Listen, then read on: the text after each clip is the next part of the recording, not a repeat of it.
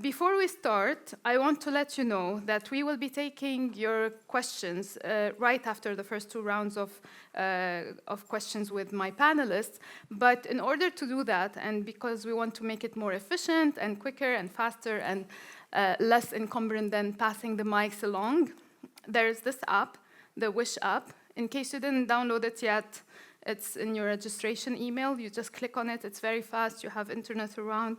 And you click on the session, and there's this live interaction on the session where you can send all your questions. It's really very practical, and it's going to make the Q&A more dynamic, because the minute you have a question popping up in your mind, you can just send it throughout the session. And when we reach that part, we will have all the questions ready here. So please, please, please, please use it and download it now.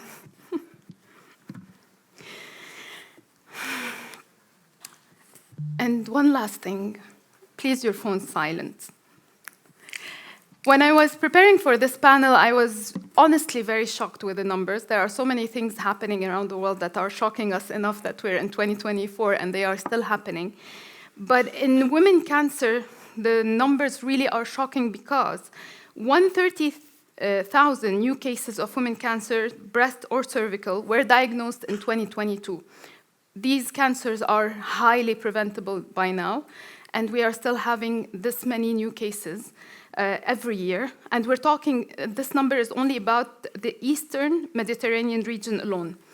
In that region alone, 53,000 women died in the same year in 2022. So you can only imagine the scale of the death and the new cases happening around the world. The sad truth, as I said, not only that these cases are highly preventable, but they are costing a lot, the healthcare system around the world. Economically, the World Health Organization regional office projects that by 2040, the economic burden of both cancers in the region of the Eastern Mediterranean region is expected to reach $379 billion alone. So how can we raise awareness, break sociocultural barriers, and increase resources in order to limit the societal and economic burden of these cancers? I am joined by great panelists, Dr. Lamia Mahmoud, the Regional Advisor of Non-Communicable Disease Prevention at the World Health Organization, for the office of this region, of course.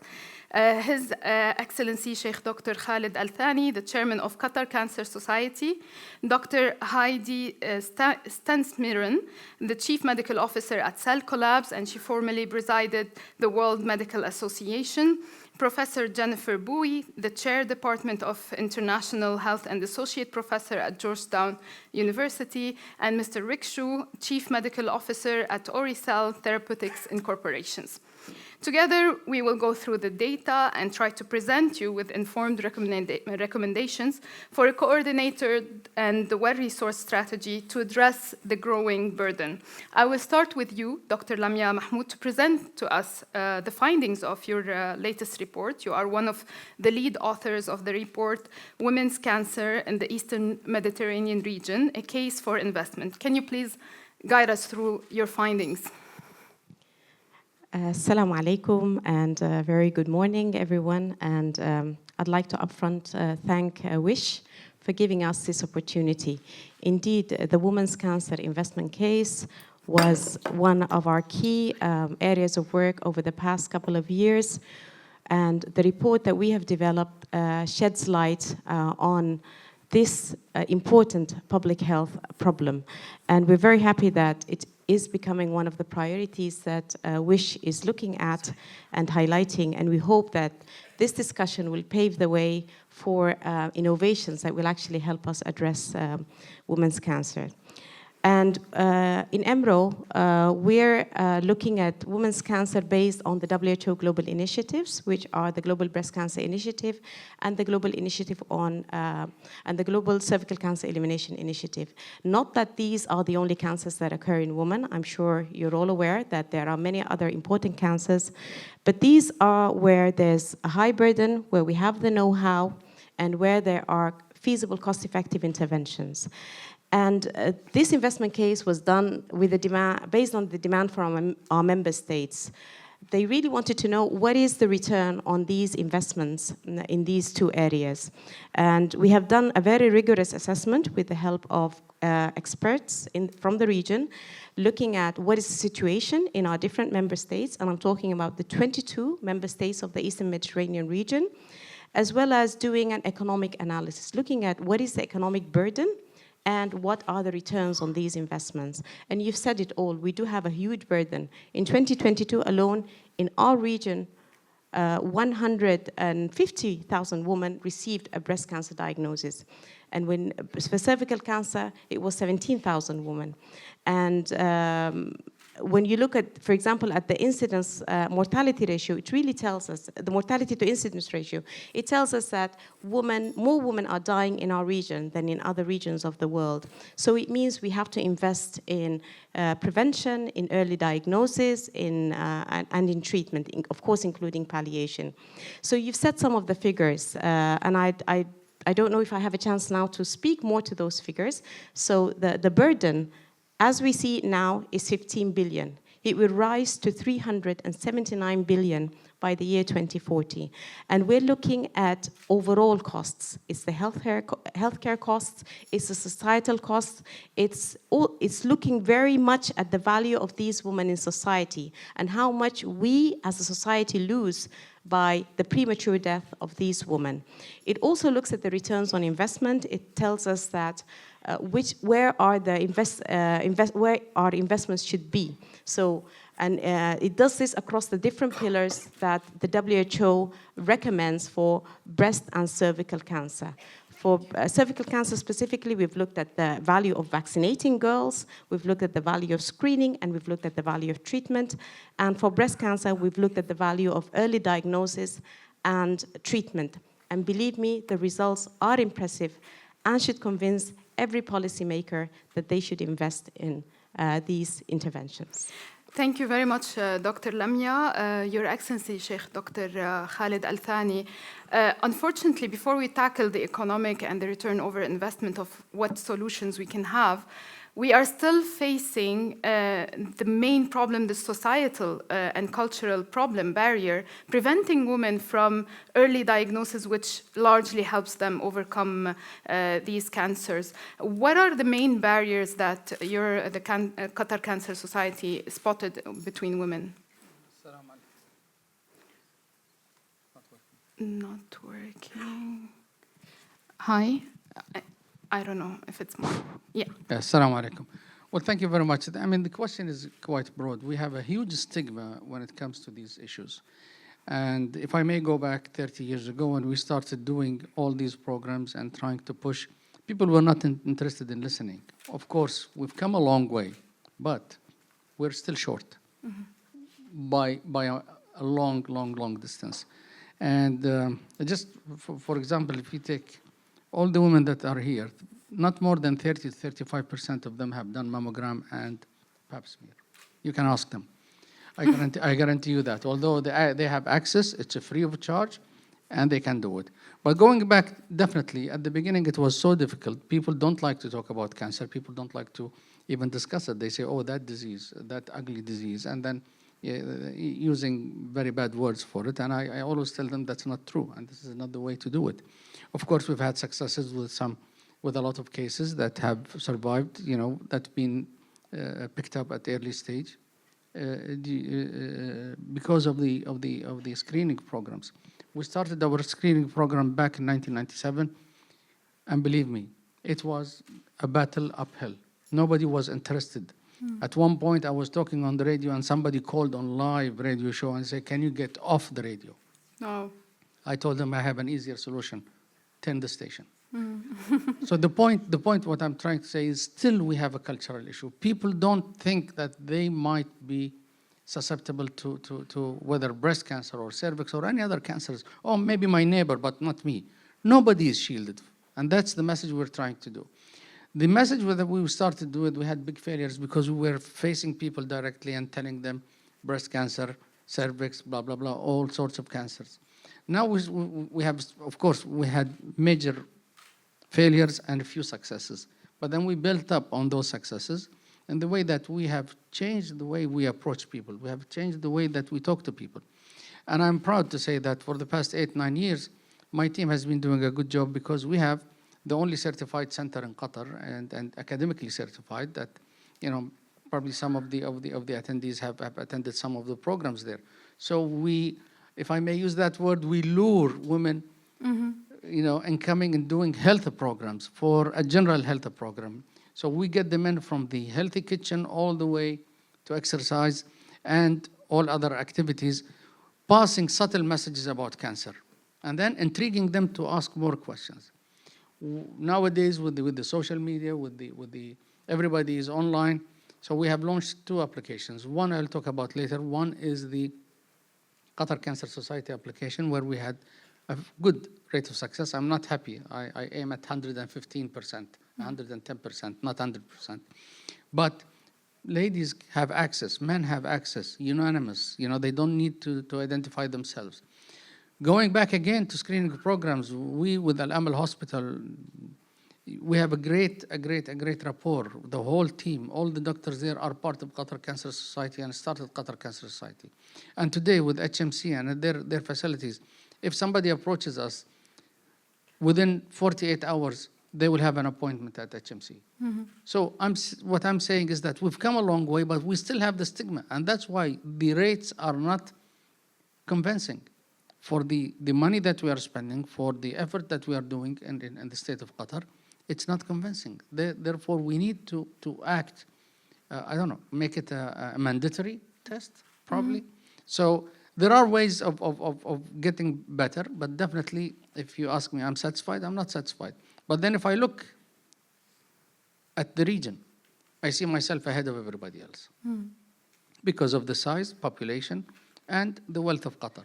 But there are other countries that are facing huge issues. And we've seen a lot of people, you know, because Qatar Cancer Society takes care of the non-Qataris, we pick up the tab for all their treatment in Qatar. So we see a lot of non-Qataris at a very late stages. And it's so difficult. I think this might answer your question. This answers very well and highlights a lot of actually problems outside of Qatar, but also you actually made me realize that I was relying on the private sector and sometimes the insurance does not approve the test now, and it's easier for me to go through Hamad Medical Corporation. And it's free, not only Hamad Primary Care, it's free. PHCC as well. Yeah. When we're talking, Professor Jennifer Bowie, when we're talking about the population, the barriers from the patient side, what about the healthcare providers? Are they investing enough in cancer care? And if not, what benefit can come to them from investing in cancer care? I think they will open it from there. Yeah. Oh, great. It's all is seamless here. It's really great. Wonderful. Thank you. Thank you for the question. Thank you for bringing me here. My background is actually infectious diseases as well as epidemiology. So I won't repeat many of the numbers you just discussed. But recently, there was actually last week, JAMA Network has a new paper. And this is a group of researchers from Australia using the model and looking at cancer deaths, projecting that into 2050. It's not that far away. It's only 25 years from now. But they are predicting that the cancer deaths will be doubled in 25 years. So this means 150% increase of cancer deaths in the developing countries, in low and medium income countries, and a 57% increase in the rich countries. So what we are seeing here is a tsunami of cancer. And it's, we're talking about risk factors. This is brought up not just by the model, because we're modeling the risks here. And the risks are people are living longer. It's an increasingly aging society. And the lifestyle that we're adopting everywhere, which relates to the type of diet and also the lack of activity that we just mentioned, these are leading to more cancer deaths. So in Qatar alone, cancer accounts for about 22% of deaths in women.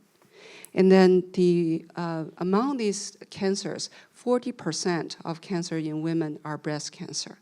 So I cannot emphasize more in terms of investment in cancer, because otherwise it will break all the health system globally. And I've only been in Qatar for 2 days, and I've seen lots of good examples. And I'm very hugely encouraged by what I heard this morning is Qatar will be the leaders and the models for the world, for this region too. So looking at cancer prevention, we could certainly, I think Dr. Xu and Heidi will talk about clinical trials, new developments. Those are all very exciting and will increase the effectiveness of treatment. But I want to focus more on the primary and secondary prevention. And many cost-effective analyses have shown that the primary prevention, meaning targeting the healthy population and reduce the risks using changing the lifestyle and increase the awareness of cancer, those are most cost-effective. And the secondary prevention, which is screening, early detection, and the detection using the portable technology so that women in remote area can get early detection as well as early treatment. Cervical cancer, I was actually last week in Masai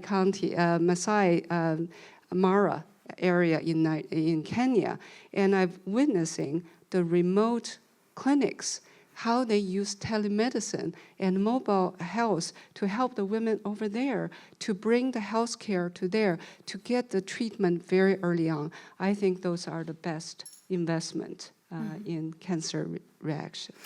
Dr.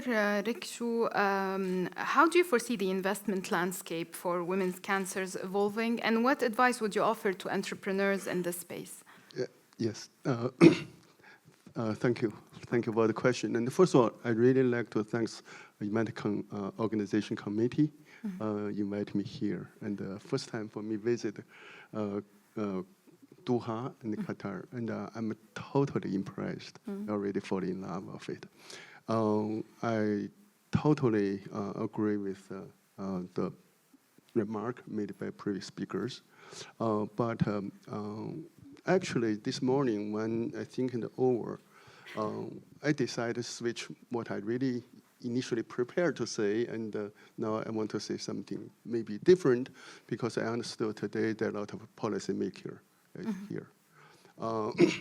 It's looking back to see how those women's cancer be recognized and have developed treatment and how we achieved, and now in relation to how our EM region available.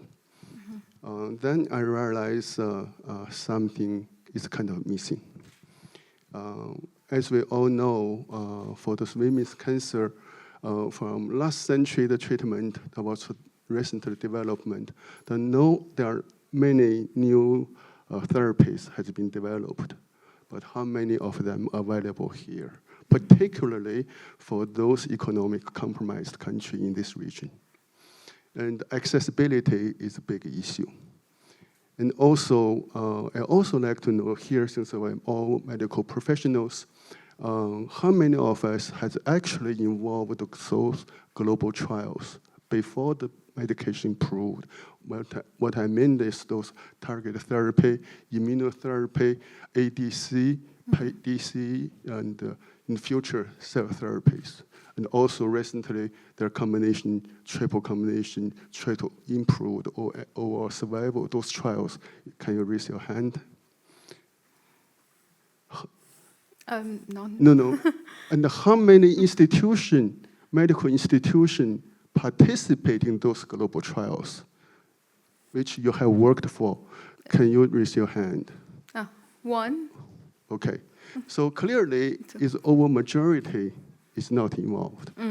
So that means when we treat, even those therapy approved globally, accessible to the country like Qatar, Qatar and Saudi, those very financially advanced countries, most of the physicians, when we treat our patient at the beginning, we base on second-hand information. And as I know, particularly for the small molecules, the region difference, the ethnic difference, even food difference can make a big difference on the safety profiles. Generally, you can see there's about 3 to 5 years time lag until the local physician fully understand how those medication safety profile so that they can justify risk-benefit. And that is also making the drug food administration officer, when they review approved medication, they have a lot of concerns. And how we really can deal with that. And particularly for accessibility for those economically not advanced countries. To me, one thing is, should we start thinking build a modern pharmaceutical industry in this region? Countries like Qatar and the Saudis, you have those powers economically, knowledge, scientific know-how. Should we take leadership, do something benefit for the entire region? I really think this is big difference making. Instead of we dealing with each individual patient, can we do something for this population? And doing so, I think we're making the accessibility much easier to overcome. And also building this industry will develop a lot of professionals. And also you're training your government, build a good policy, how to monitoring, assessing, proving, and post-marketing monitoring. So then this is really going to help patients in general. And I'm looking back 20 years ago when I started working with the China CFDA. And this is exactly what we intend to do. Looking 20 years later now, China from nowhere when thinking about the new drug development, now we already become number 2 in the world. But that would take me to Dr. Heidi Stensmiren. Some actually argue that now with the advances in cell and gene therapy and also with the inclusion of AI, even if the trial pool is not that large, the tools that are available now are fast enough to actually catch up. Do you agree in that? How do you envision the future of cancer evolving over the next decade with all the advancements in these areas? Oh, thank you so much for addressing me. Thank you so much for arranging this very important conference. And I can say that we are truly impressed by the healthcare institutions here. I've visited them previously, and they're well known. This is a multi-dollar question, actually. It's a multi-million-dollar question. And we are truly advancing in healthcare. The advancement in cell and gene therapy has been amazing, but these novel therapies are not really there. They're on their way, they're coming, and they will need huge investments still, and they are very promising. Whilst the development in healthcare and healthcare treatments they're very global, we share knowledge with each other.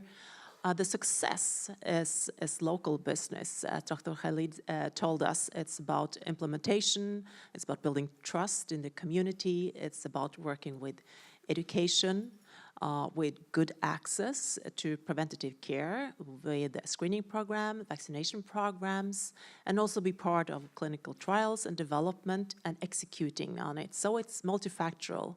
It also needs huge investments. So with this broad overview, I would say, so Qatar is very well positioned with a very good healthcare system. But for the future, we will have very good medications in pipeline. We do, they are coming. But there is just as important for the return on investments, which also this case shows, that we need to lower the thresholds for preventative interventions, for example, to eradicate cervix cancer, which we can succeed in, we can actually do that. We need to lower the thresholds. Just one thing, like the registers that you've built up here, continue to develop that. That's the gold mines. Good registers will make us predict cancer, treat cancers earlier. And we will also see that new models of trial design, because trial design is expensive, it takes a lot of time, it's very complicated. With the new technology, AI technology, we will be able to make more efficient clinical trials, and they need to be local here to be successful. So the AI technology development is one cornerstone that you should invest in, if you would ask me for that. And also lower the thresholds for screening programs. For example, there has been developed self-testing for women. You can test the HPV. It's very good. It's lowering the thresholds, makes it easy. They can do it in home, in privacy. Then you will increase the participation in the programs. Then we also have the investment in the local production and availability for treatments. And there will be, the cell and gene therapy will target the treatments and the cancers better, with more precisely, and hopefully earlier as well. But they are expensive, and we also need to make huge investments in them, I would say, to succeed, but they are for good. Thank you. Allow me to go through the Q&As because we have a flood of Q&As. I'm very happy that everyone followed my advice and started off early. Unfortunately, they didn't specify to whom each question is going, so I'm going to ask the question, then try to guess if you would be the right person or you would be the right person. There are so many questions for Qatar for you, but I have to diversify, so I'm choosing first the global more questions for the region. Cervical cancer screening in many countries is performed by looking for high-risk HPV strains. How can we incorporate and standardize this practice in the GCC MENA region to improve outcomes? I'm guessing, Dr. Lamia, you would be best to answer this. Am I right? Okay, I can start, yes. So indeed, cervical cancer screening is one of the pillars of the Cervical Cancer Elimination Initiative, and it was part of our investment case. And I have to be honest and say that, so let me start with WHO recommendation. WHO recommends HPV DNA testing between the ages of 35 and 45 years, twice in a lifetime. And that remains a key component of our strategy. And just wanting to say that other speakers have highlighted the many ways that we can, screening could be made easier in our context. The self-collection component, which is very important for our very conservative societies, and also the fact that with HPV DNA testing, you only need twice a lifetime screens. You don't need to have the more frequent screening with cytology. But I do want to highlight that in our investment case, we saw lots of, we saw very high returns on investment for the other pillars of the strategy. So just to highlight that for the vaccination, the returns were more than, for every dollar you spend on HPV vaccination, you get a $6 return. For every dollar you spend on treatment, you get around $11 return. That's for cervical cancer. For screening, you almost just get your money back. I have to be honest and say that. So it was up to $0.8 return on the investment. But that doesn't mean we discourage screening. It's just that we're very cognizant that in the region, not many countries are able to do screening. And we do not want to forsake early diagnosis at the sake, at the sake of investing in screening, be it for cervical or breast cancer. So countries that have the capacity to do it, and I see that many of the Gulf countries do have that capacity, and it's already part of their strategies moving forward, we do encourage that you uptake the WHO recommendation of adopting HPV DNA testing. For other countries, we know it's still very opportunistic, and I just also want to alert, I mean, many of us sitting in the room could be healthcare professionals, you see patients. Please take the opportunity to check women and do clinical breast examination for women who come to your clinics, ask them if they have any symptoms that should warrant investigating further for breast cancer or cervical cancer, and guide them where they can find screening services. Many of our women don't seek screening services because they don't know where to go, honestly. So maybe a good way would be to preemptively give them that information so that they know the services there and they can access it. Your Excellency, you wanted to add something, but I also want to ask a question. I know that, for example, in the case of HPV vaccination, the US and Canada, they vaccinate teenagers. I don't see it really easily happening in the Arab world to accept to vaccinate women, even if they can get it with a very loyal relationship with their husbands within marital and cultural norms. Well, first of all, we cannot paint a rosy picture for the East Mediterranean. East Mediterranean, you have the wealthy, very wealthy, and you have the very poor of these countries. So our priorities in different countries, of course, number one differs. Number two, if you talk about wealthy countries and about the GCC, we are increasing at a very decreasing rate in the sense that our budgets go up by 2, 3, 4%, but then our expense goes up by 15 to 20 to 30%. For so many reasons. Number one, influx of people into this part of the world. Number two, expenses that are happening, stretching everything. So you're stretching your real, your dollar, whatever. Therefore, this throws any idea that comes in every year if we plan something, and then just looking at what's happening around us, insurance, freight, raw materials, everything, it went up the roof. So those who can afford, they might add 10, 15% to cover up and have a program starting. Those who don't have, you tell me the priority of somebody in a bedridden in a war-ridden country, cervix, CA cervix or breast cancer? No.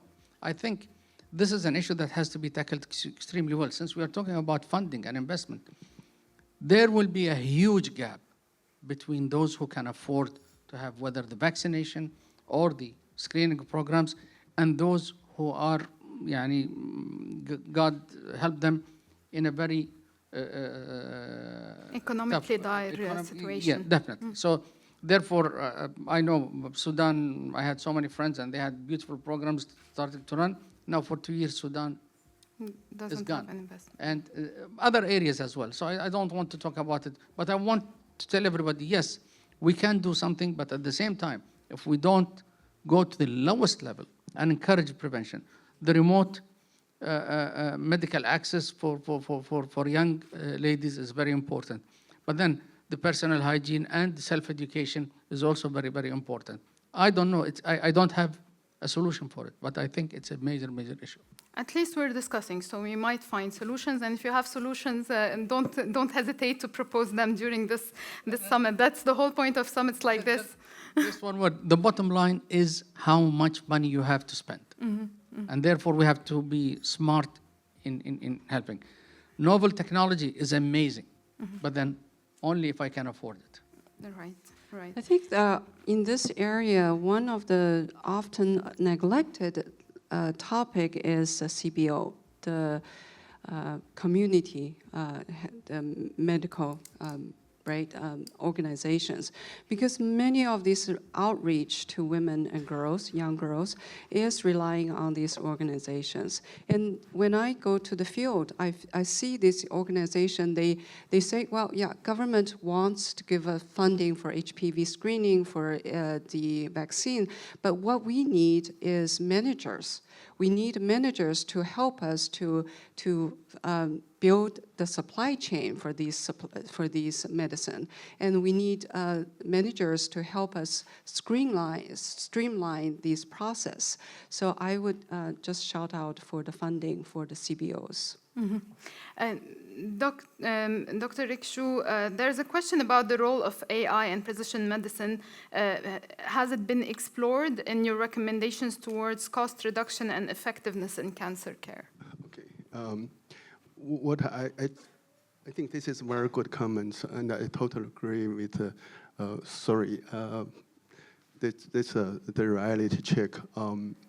I think I want to go back to emphasize the point I'm trying to say: build a modern pharmaceutical industry, because all these things can very easily be addressed. And currently, even though you have those clinical trial using AI design, whatever, still you need adequate regulatory policy to governing it. What I see is currently without pharmaceutical industry, there's no need to have a build powerful, very disciplined Food Drug Administration, let alone talk about the policies. And I think, to me, this is really something as a policymaker, decision-making, strategic plan, making big picture design should considering it. And for those immediately need for vaccinations, and the country can prioritize the needs and put effort to push through. And then you can put the cost down, then availability. You can, for example, in US, all the teenagers, it's free to get vaccinated. And because the cost can be addressed. So what I see is just thinking big picture. If we are thinking economic changes, we want to making all industry-based economy to biological science, technology-based industry economy, and this is the perfect transition. And the pharmaceutical industry build up will lead so many supportive industry go with it. And in terms of funding, instead of rely on government and those venture capitals, foundation like QIA, they will inject money to support those entrepreneurship, and so that those companies will build up, and that will in turn the economic go to the right directions and make long run and years after years, and gradually you will see the value very recognizable. And I think this is really, to me, I'm just thinking how I did for China, how we're looking how the Taiwan, how the South Korea, and the Vietnam. This is definitely can be done. I don't have the time, otherwise I would comment on how logically you're building those process. And I really hope, and through those meetings, and there's a wake-up call, and to do something seriously and help the regional peoples. Dr. Stansmiren? Yes. You wanted to comment. If not, yes, I have a question for you. Yeah, I would just highlight that in investing in prevention, screening programs might not be the best economic model, but vaccination is a very good business model. It's a high return on investments. So if you to choose something, invest in vaccination programs, because it's paying off. You can take it back in economical terms as well, but foremost in less burden for the society. I'm going to ask you the question related to also the vaccination, but also everything regarding healthcare in general. There are so many stakeholders. There are the policymakers, there are the health ministries, there are the healthcare providers, and there are the companies. But the patients, when they remain unaware and hesitant, and now if we talk to people that you are diagnosed by AI, they're going to be very not comfortable with it, even though it could be scientifically advanced and so on. So is there work, or how can we, the question coming from the audience is actually, are we doing enough to educate the public regarding advancement in cancer treatment? Apparently not, and that's for everyone, every country in the world. We can do more for that. I would point out that with AI, because for many it's very, it could be intimidated to be going through a process with treatments and being examined. With more digital models or AI, we might lower the thresholds. You don't have to be so private. You can maybe do your testing at home, or you can fill out forms, and you don't have to go to healthcare. You can maybe do it from home. That will make it easier and thereby more accessible as well. So I think we should use the AI models, and there are multiple initiatives here on the technology side. So I think we should embrace that. Again, with accessibility, Can I make some comments on that? Because a while ago, I was really sitting in the investment area. I made one decisions. What AI can do, and what AI cannot do now, maybe can do later. At today's situation, I don't think AI design molecules, design medication has matured yet. You can see so many companies, startup try to AI design molecules and failed completely. They wipe out. But AI really can improve the efficiency. And in terms of clinical trials, design, conduct, this is beautiful tools, very powerful. So I don't think at this moment you can using, it's time for using AI design molecule to treat patient. It's not yet, because until the self-learning process can develop, AI not able to design drug. Right now, AI still using retrospectively analyze based on knowledge, so they cannot. And again, we talk about accessibility in this case. Dr. Lamia Al-Mahmoud, we have a question about, are there any initiatives to introduce, are there currently any regional initiatives from higher economic countries to assist lower economic countries in obtaining and developing treatments, cancer treatments specifically?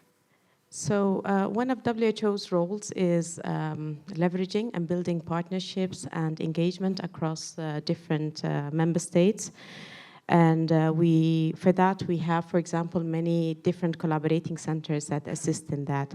Specifically for this area of cancer, we try to get best practices from member states and use them to inform other countries. And I agree with His Excellency, Dr. Khalid, that indeed the context is very different, but there are many initiatives that could be utilized from many best practices in high-income countries that could also happen in low-income countries. Just to speak about the vaccination piece, if I may. So one of the very good things that have happened recently is in this region is that 5 of the Gulf states have started vaccinating girls, and even for Qatar, it's gender neutral, so also boys are getting HPV vaccination. We also have Morocco, which is a middle-income country in this region that has also started vaccinating. And this can show some of our other countries that it's doable once there is political will. So once there are policies in place, that's where the rubber hits the road, where things can actually happen. And we need those sort of commitments to make it happen. Specifically for treatment, we have very good centers in the region that are also helping other countries. So one of the good examples I can mention is King Hussein Cancer Center in Jordan, which is providing extensive support to other countries within the region in terms of training, in terms of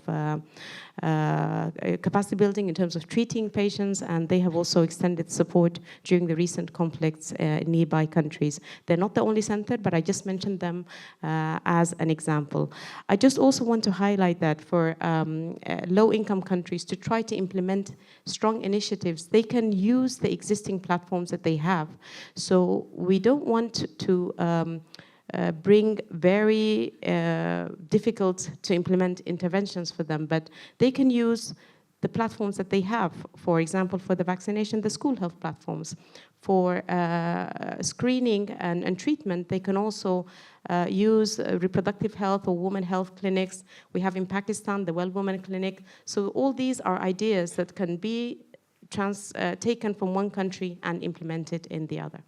I'm going to ask one last question that will go around for everyone. If you have a chance today to meet one very big decision maker, policy maker today, I know you're one of them, Your Excellency, but what is the recommendation you would tell them? If you can just give me one each, that would be amazing. We can start with you, Your Excellency, maybe. Well, I think we should create a local alliance to force pharma to start developing vaccines at a cheaper rate, because it is expensive to a certain limit. Thank you. Dr. Heidi. Yes, I would say joint initiative on vaccination programs. And before this meeting, I also checked on the availability and realized there is still a huge accessibility problem for vaccines, and it shouldn't be like that. We can solve that. Mr. Rikshu. I think my message is very simple, clear. try to take advantage from the funding from private sector and the government, and also any charities. Build a modern pharmaceutical industry, start with vaccination. We have 3 vaccinations so far. So that's why I will find an alternative topic, which is I would really advocate for scalable and sustainable capacity building for community-based organizations. And they are doing the last mile to deliver these help to especially the underserved population. And AI is not that intimidating. It should be integrated in that capacity building. Thank you. Thank you. Dr. Lamia Mahmoud. So my message would be to strengthen cancer registries, because only when we have data that is reliable can we develop the right policies to address women's cancer. So that way I can ensure that women cancers will become on every policymaker's agenda once they have the information that tells them that they do have a burden that they need to tackle. And if I can just say one more thing about people living with cancer. We really need to give more attention to engaging with people with lived experience. And somebody said it in the opening, be a voice for the voiceless. Only by accommodating their needs and their expectations can we actually provide services that they will be able to make full use of. So just a message would be to also engage with them as much as we can. Definitely. Thank you very much,